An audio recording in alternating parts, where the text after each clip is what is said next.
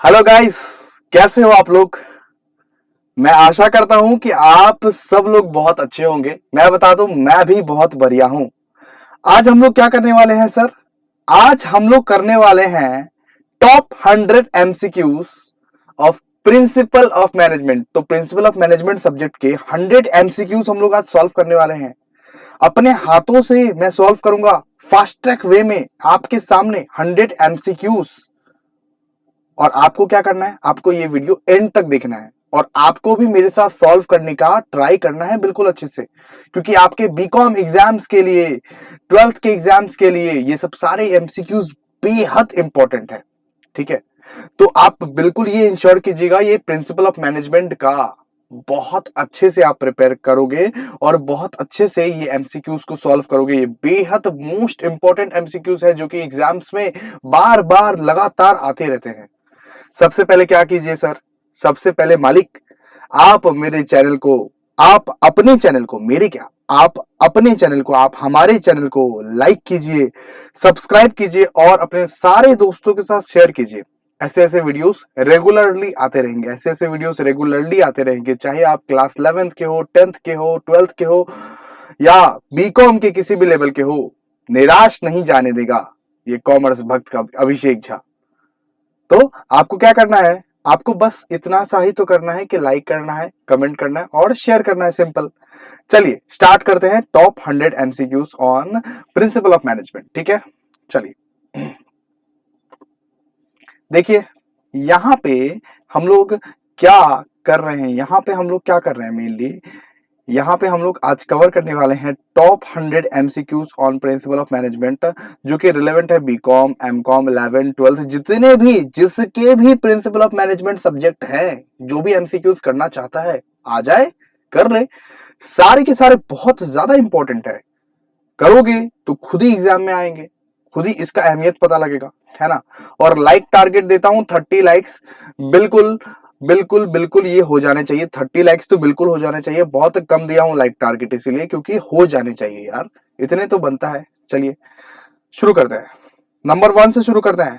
आज जल्दी जल्दी करना है, 100 एमसीक्यूज हमारे पास है, फटाफट से करना है। सबसे पहले पढ़िए, the practice of management written by, practice of management written by क्या होगा, पीटर एफ ड्रकर या टेरी या लुइस एलन या हेनरी फॉयल। तो प्रैक्टिस ऑफ मैनेजमेंट किसने लिखा है, पीटर एफ ड्रकर ने लिखा है, पीटर एफ ड्रकर ने लिखा है, तो आंसर इज ए। ठीक है, दूसरा वाला पढ़िए, दूसरा वाला पढ़िए,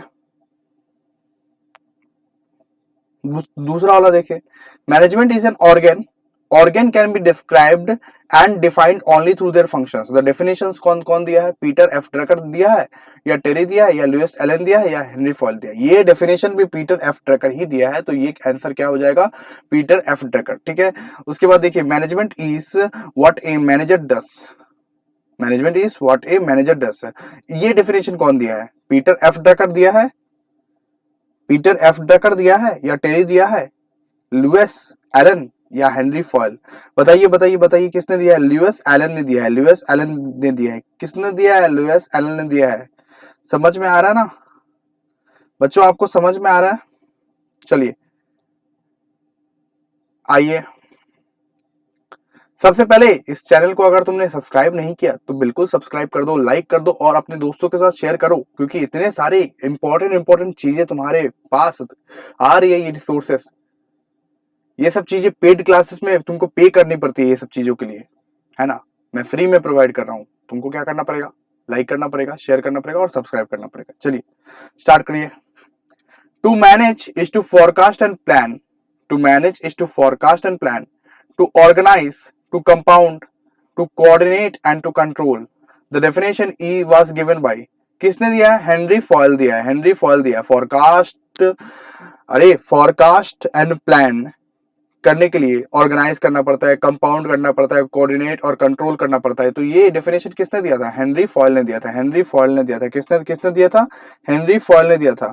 चलिए आगे, management is a art of getting thing done through and which and formally organised, इसने कौन दिया था, इस डेफिनेशन को कौन दिया था, हरोल्ड कुंस्ट, हरोल्ड कुंस्ट। ठीक है, आगे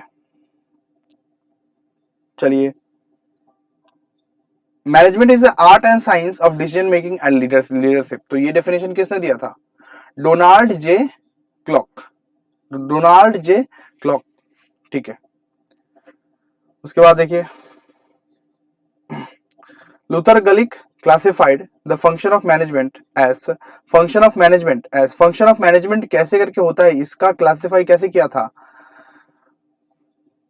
POSDCORB, planning organising staffing directing controlling, planning organising staffing directing controlling और कोऑर्डिनेटिंग। तो पोर्ट्सकॉव के फॉर्म में दिया था, पोर्ट्सकॉव के फॉर्म में दिया था। कौन कौन दिया था? लूथर गुलिक। चलिए स्टार्ट करते हैं दूसरा। आप लोग लाइक का बटन दबा रहे हैं ना, बिल्कुल दबाते जाइए। Father of administrative management, father of administrative management किसको किसको बोला गया है? मैरी पार्केट को, मैरी पार्केट या लिलियन गिलबर्ट, हेनरी फॉयल या एल्टन मायो। अरे भाई फादर ऑफ एडमिनिस्ट्रेटिव मैनेजमेंट किसको बोला गया है? फादर ऑफ एडमिनिस्ट्रेटिव मैनेजमेंट बोला गया है हेनरी फॉयल को। फादर ऑफ एडमिनिस्ट्रेटिव मैनेजमेंट बोला गया है हेनरी फॉयल को, हेनरी फॉयल को। किसको बोला गया है? हेनरी फॉयल को। Pioneer of human relation is, pioneer of human relation is कौन है? पियोनियर ऑफ ह्यूमन रिलेशन कौन है? Option D Elton Mayo, option D Elton Mayo, option D Elton Mayo. कौन है? Elton Mayo. क्या है? ऑप्शन डी एल्टन मायो, ये है आंसर। ठीक है, आगे पढ़िए। हेनरी फॉयल ने कितना प्रिंसिपल दिया था? हेनरी फॉयल ने कितना प्रिंसिपल दिया था सर? 14 प्रिंसिपल, 14 प्रिंसिपल, 14 प्रिंसिपल दिया था, 14 प्रिंसिपल दिया था। ठीक है, समझ में आ गया। स्प्लिट डी क्रॉप्स का मतलब क्या दिया था? स्प्लिट डी क्रॉप्स का मतलब क्या था? Union is the strength, union is the strength. Unity बना के रखने के लिए यहाँ पे बोला था ना, यूनिटी बना के रखने के लिए यहाँ पे बोला था ना। तो यूनियन इज स्ट्रेंथ किसने बताया? Spirit D crops. और स्पिरिट डी क्रॉप्स किसने लाया था? कौन सा? फायल ने। ये सब सारे प्रिंसिपल्स एक प्रिंसिपल फाइल के दिए हुए ही एक प्रिंसिपल है। ठीक है, स्पिरिट डी क्रॉप्स। अच्छा, उसके बाद देखो FW Taylor is associated with, FW Taylor क्या बनाया था? साइंटिफिक मैनेजमेंट बनाया था। साइंटिफिक मैनेजमेंट का आविष्कार किसने किया था? FW टेलर ने किया था, FW टेलर ने किया था। ठीक है, FW टेलर ने क्या किया था? साइंटिफिक मैनेजमेंट का आविष्कार किया था। लाइक कर रहे हैं ना आप लोग? बिल्कुल बिल्कुल, लाइक सब्सक्राइब चलते रहने चाहिए। ठीक है, चैनल पे लाइक सब्सक्राइब बिल्कुल अच्छे से चलते ही रहने चाहिए। अच्छा अच्छा अच्छा अच्छा, sorry sorry sorry. Management is an art, science, an art and A science, an art not science. अरे भाई दोनों ही है, आर्ट भी है और साइंस भी है। Management is an art and science. ठीक है, चलिए आगे। Henry foil was a French industrialist, writer, manager और या एक्टर। इंडस्ट्रियलिस्ट था हेनरी फॉयल। क्या था? इंडस्ट्रियलिस्ट था। क्या था? इंडस्ट्रियलिस्ट। ठीक है, समझ में आ रहा है बच्चों आपको? समझ में आ रहा है बच्चों आपको? बिल्कुल लाइक का बटन दबाते जाइए, सब्सक्राइब दबाते जाइए। ठीक है, general and industrial management was written by, general and industrial management किसने लिखा था? हेनरी फॉयल ने लिखा था। हेनरी फॉयल ने, हेनरी नहीं होगा, हेनरी फॉयल, हेनरी फॉयल ने लिखा था। ठीक है, हेनरी फॉयल ने लिखा था बच्चों, हेनरी फॉयल ने लिखा था। ठीक है, उसके बाद every subordinate should receive order from and to accountable to only one superior is. अरे ये चीज किसने बोला था? ये चीज यूनिटी ऑफ कमांड में बोला था, यूनिटी ऑफ कमांड ने बोला था। यूनिटी ऑफ कमांड क्या होगा आंसर? Unity of command. क्या होगा आंसर? Unity of command. ठीक है, every subordinate should receive order, मतलब एक जन से हर सबऑर्डिनेट एक सुपीरियर से ऑर्डर को रिसीव करता है और उसी को वो क्या करता है? उसी को वो काम करके जवाब देता है। ठीक है, उसी सुपीरियर को काम करके जवाब देता है। ठीक है, आगे। Control system of organisation has no influence over the internal environment, external environment, customers और गवर्नमेंट। क्या होगा आंसर इसका? Control system of organisations has no influence over the, किसके लिए काम नहीं करता है control system of the organisation से। एक्सटर्नल एनवायरनमेंट का क्या काम, कंट्रोल करके क्या करेगी, एक्सटर्नल एनवायरनमेंट को कंट्रोल नहीं करती है, एक्सटर्नल एनवायरनमेंट को ना, इंटरनल एनवायरनमेंट को कंट्रोल करेगी, या तो कस्टमर्स को कंट्रोल करेगी, है ना, या तो गवर्नमेंट को। तो चलिए आगे, The chain of command from the highest authority to the lowest level is the organization। Highest से लोएस्ट जा रहा है, हाईएस्ट से लोएस्ट जा रहा है, इसको क्या बोलते हैं, स्केलर चेन बोलता है, स्केलर चेन बोलता है, याद है ना, स्केलर चेन बोलता है बेटा। आगे, allotment of the work to each worker on the basis of the capacity of an average worker functioning in the normal working condition is scientific task planning. क्या है इसका, साइंटिफिक टास्क प्लानिंग। आप लोग देख रहे हैं ना, आप लोग ये वीडियो देख रहे हैं ना, मैं बताऊं, जो बच्चे भी अभी तक हैं, अभी तक इस वीडियो में 19वां क्वेश्चन चल रहा है, अभी तक इस वीडियो में बरकरार हैं, वो बच्चे का फ्यूचर ब्राइट है, वो बच्चे का फ्यूचर ब्राइट है। आप ही आगे नाम करोगे। जो इतने डिसिप्लिन्ड रहते हैं, जो इतने डिसिप्लिन्ड बनते हैं, वही कुछ कर पाते हैं। बहुत सारे बच्चे होंगे, इसमें से कम 60-70% बच्चे होंगे जो शुरुआत में ही देख के भाग गए होंगे, लेकिन आपने यहां तक पहुंचा है तो ये वीडियो पूरा मेहनत करके देख के जाना, ठीक है, आपके लिए बेनिफिट है, मेरे लिए नहीं। चलिए आगे देखिए बच्चों, देखिए ध्यान से, वर्क नहीं कर रहा है, सॉरी। ऑल राइट, सब सही है। चलिए, study is the movement of both the worker and the machine to eliminate wasteful movement is fatigue study, time study, motion study, work study. क्या बताइए, मोशन स्टडी, ठीक है। मूवमेंट ऑफ द वर्कर किस में देखता है, कौन सा स्टडी में मूवमेंट ऑफ द वर्कर देखता है, मोशन स्टडी में, ठीक है। ये टाइम स्टडी में तो टाइम ऑफ द वर्कर देखता है, ठीक है, तो motion study is the correct answer, ठीक है। आगे,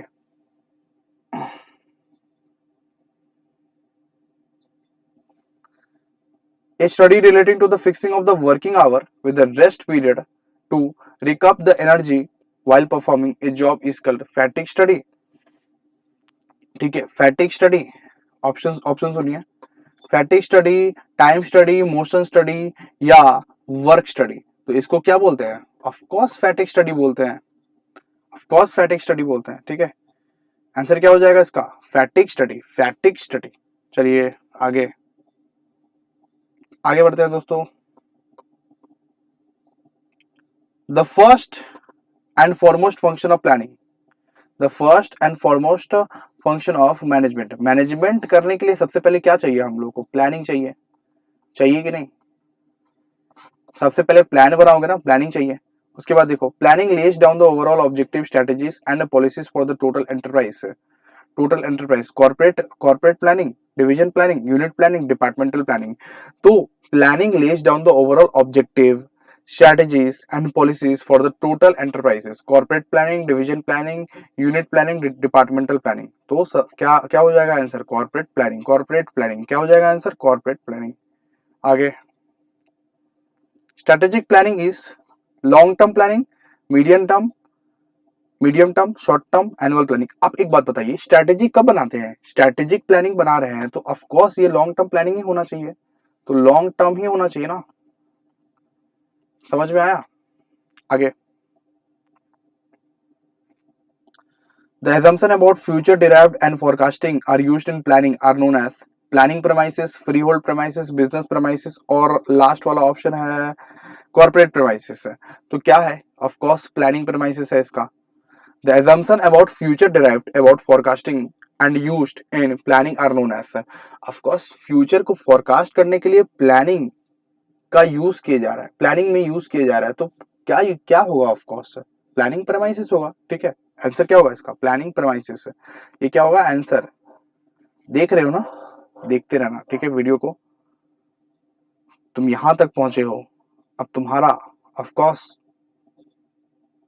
तुम्हारा पेशेंस लेवल इसी से ऑब्वियसली हम जांच सकते हैं कि तुम्हारा पेशेंस लेवल कितना है और तुम आगे कितना बढ़ सकते हो, है ना। तो जो लोग पढ़ते हैं वो लोग तो पढ़ते ही हैं, पढ़ के निकल जाते हैं, और जो लोग नहीं पढ़ते हैं तो वो लोग ऑब्वियसली शुरुआत में ही देख के भाग जाते हैं, उनका ही बेनिफिट नहीं हो पाता है ना। Goals, aim, purpose, missions and target is known as objective, strategies, policies and rules. उसको तो ऑब्जेक्टिव बोला जाता है ना, गोल को तो ऑब्जेक्टिव बोला जाता है, एम को भी ऑब्जेक्टिव बोला जाता है, पर्पस, मिशंस, ये सब सारे चीज को ऑब्जेक्टिव बोला जाता है। यही चीज तो अचीव करने के लिए इंसान इतना प्लानिंग करता है, इंसान इतना बिजनेस के लिए काम करता है ना। चलो आगे, contingent plan to meet environmental pressures, contingent plan to meet environmental pressures is an objective strategy, policies, rules। क्या है? स्ट्रैटेजी है, ठीक है, स्ट्रैटेजी है। बच्चों तुम देख रहे हो ना, लाइक करो, सब्सक्राइब करो और शेयर करो अपने दोस्तों के साथ। एक chronological sequence to steps to be undertaken to enforce policy and to attain an objective is known as objective, strategy, procedure, rule. क्या है? प्रोसीड्यूर। इसका आंसर क्या है? प्रोसीड्यूर।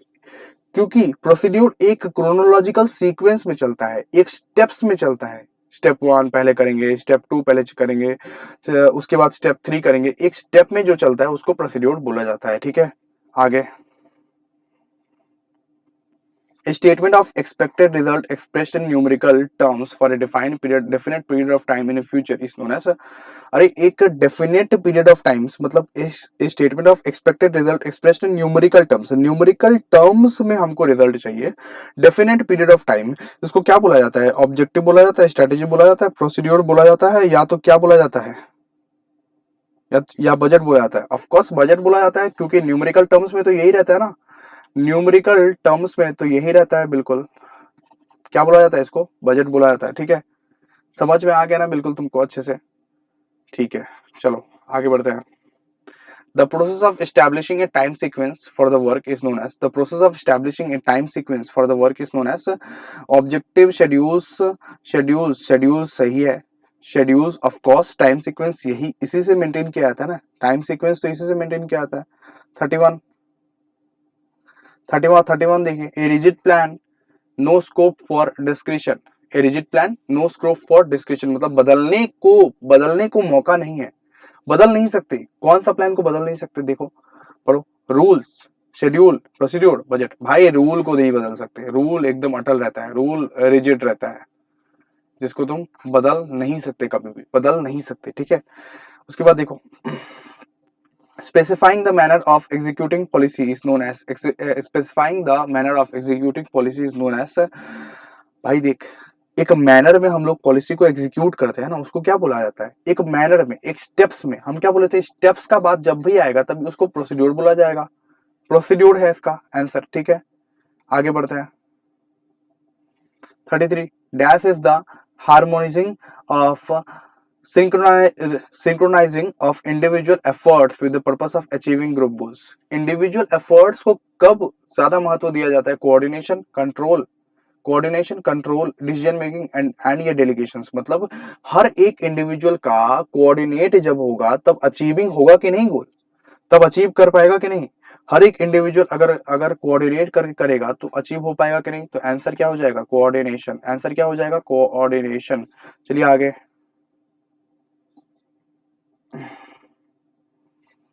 आगे बढ़ते हैं। Dash is the obligation to perform certain functions and achieve certain result. Responsibility, decentralisation, centralisation या delegation. भाई obligation to perform certain functions and achieve certain result, responsibility है ये हमारा, हमको रिस्पॉन्सिबिलिटी दिया हुआ है, तभी तो हम सर्टेन फंक्शंस को परफॉर्म कर रहे हैं और सर्टेन रिजल्ट भी हमको अचीव करना है, ठीक है। Plan that establishes a required method of handling future activities is called, plan that establishes a required method of handling future activities is called rules, procedure, policy, methods। तो इसका answer क्या हो जाएगा? प्रोसीड्यूर। इसका आंसर क्या हो जाएगा? Procedure, ठीक है। आगे, set of clear instruction is a clear set of clear instruction in a clear and a logical sequence to perform a particular task। भाई सीक्वेंस का बात आया है, इधर सीक्वेंस का बात आया है, लेकिन यहाँ पे सीक्वेंस का बात आया है लेकिन लॉजिकल सीक्वेंस का बात आया है, और यहाँ पे सेट ऑफ क्लियर इंस्ट्रक्शन दिया हुआ है in a in a clear and logical sequence to perform a particular task. इसको हम लोग को पर्टिकुलर टास्क को परफॉर्म करने के लिए इंस्ट्रक्शन दिया जा रहा है और क्लियर लॉजिकल सीक्वेंस में दिया जा रहा है, तो ये क्या होगा, प्रोग्राम। ये क्या होगा, प्रोग्राम। उसके बाद देखो, employee will be promoted on the basis of the seniority is the example of rules, procedure, policy, methods है। पॉलिसी, पॉलिसी, पॉलिसी, इसको क्या बोलता है, पॉलिसी। अगर भाई सीनियर बनोगे, सीनियर के लिए, सीनियरिटी के लिए पहले एलिजिबल तो बन जाओ, उसके बाद तुमको प्रमोशन मिलेगा। ये क्या है, ये पॉलिसी है ना। इसको हम लोग क्या बोलते हैं, पॉलिसी बोलते हैं बेटा, पॉलिसी बोलते हैं। ठीक है, देखिए यहाँ पे सारा डिटेल्स दिया हुआ है। फॉर एडमिशन ईमेल कर सकते हैं। अगर आपको एडमिशन लेना है, बहुत सारे नए नए कोर्सेज हम लोग ला रहे हैं। अगर आपको किसी भी कॉमर्स सब्जेक्ट के रिलेटेड एडमिशन लेना है, आप क्या कर सकते हैं, इस ईमेल आईडी पे आप ईमेल कर सकते हैं, iamabhishek01@gmail.com, और व्हाट्सएप कर सकते हैं। यहाँ पे डिस्क्रिप्शन में टेलीग्राम ग्रुप का लिंक दिया हुआ है, उसको प्लीज ज्वाइन कर ले। नोट्स चाहिए तो, ठीक है, जितने भी ये सब नोट्स हम पढ़ा रहे हैं, ये सब नोट्स चाहिए तो टेलीग्राम ग्रुप को ज्वाइन कर ले। और व्हाट्सएप ग्रुप भी हमने क्रिएट किया है, उसको भी आप ज्वाइन कर सकते हैं। ठीक है, steps to be taken for selecting salesperson is an example of, steps to be taken for selecting salesperson is an example of rules, procedure, policy and या तो methods, या मेथड्स। क्या है आंसर इसका, प्रोसीड्यूर। ठीक है, स्टेप्स लेना पड़ेगा ना, स्टेप्स, एक पद्धति से चलना पड़ेगा। Selecting sales person, sales person को सिलेक्ट करने के लिए हम लोग को कितने सारे स्टेप्स लेने पड़ते हैं, तो एक पद्धति से चलना पड़ेगा। तो क्या हो जाएगा वो, प्रोसीड्यूर्स। चलिए आगे, an identified group of person, an identified group of people contributing their efforts towards the attainment of the goal। भाई देख, एक ग्रुप ऑफ पर्सन अगर गोल के लिए, अगर एक गोल के लिए एक ग्रुप ऑफ पर्सन मेहनत कर रहा है, तो उसको क्या बोलेगा, उसको ऑर्गेनाइजेशन बोलेगा, उसको ऑर्गेनाइजेशन बोलेगा। सिंपल बात है, उसको ऑर्गेनाइजेशन बोलेगा, है ना।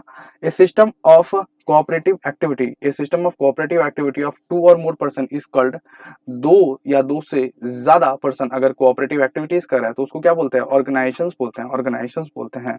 ठीक है, supply of human and material resources and help to achieve the objective of business. Supply of human and material resources, जितने भी रिसोर्सेज लगते हैं उसको सप्लाई करेगा।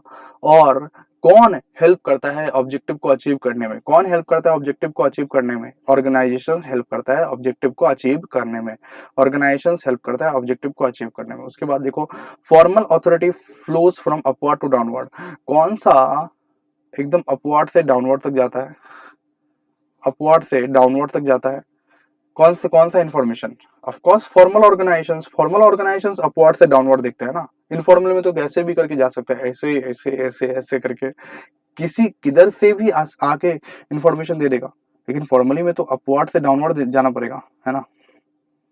चलिए, informal authority flow upward to downward और horizontal in a formal organisations, informal organisations, informal organisations. ठीक है, वही बात बताया था मैंने अभी तक।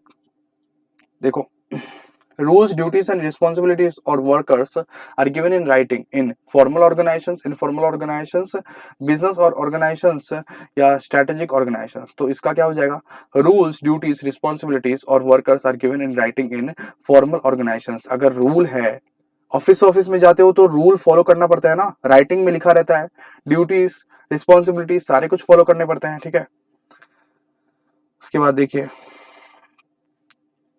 which is created for technological purpose, which is created for technological purpose, formal, informal, business organizations या strategic organizations। formal organizations technological purpose के लिए भी create किया जाता है, technological purpose के लिए भी create किया जाता है।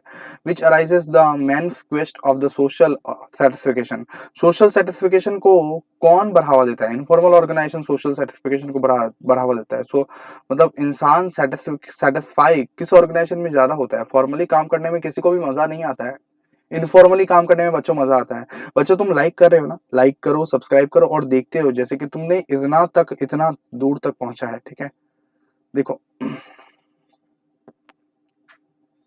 उसके बाद देखो, अच्छा, which type of organisation is permanent and stable, which type of organisation is permanent and stable. Of course formal organisation, जितना ऑर्गेनाइजेशंस लोग अपने आपको फॉर्मली ढालेगा, उतना ऑर्गेनाइजेशंस का एज वैल्यू बढ़ेगा, ऑफ कोर्स एज बढ़ेगा। आगे, which type of organisations give importance to the term of authority and functions. कौन सा ऑर्गेनाइजेशन ऑथोरिटी को ज्यादा इंपॉर्टेंस देता है, फंक्शंस को ज्यादा इंपॉर्टेंस देता है? Formal organisations, which type of organisations give importance to the people and their relationship. मतलब इंसान की कदर कौन सा ऑर्गेनाइजेशन समझता है?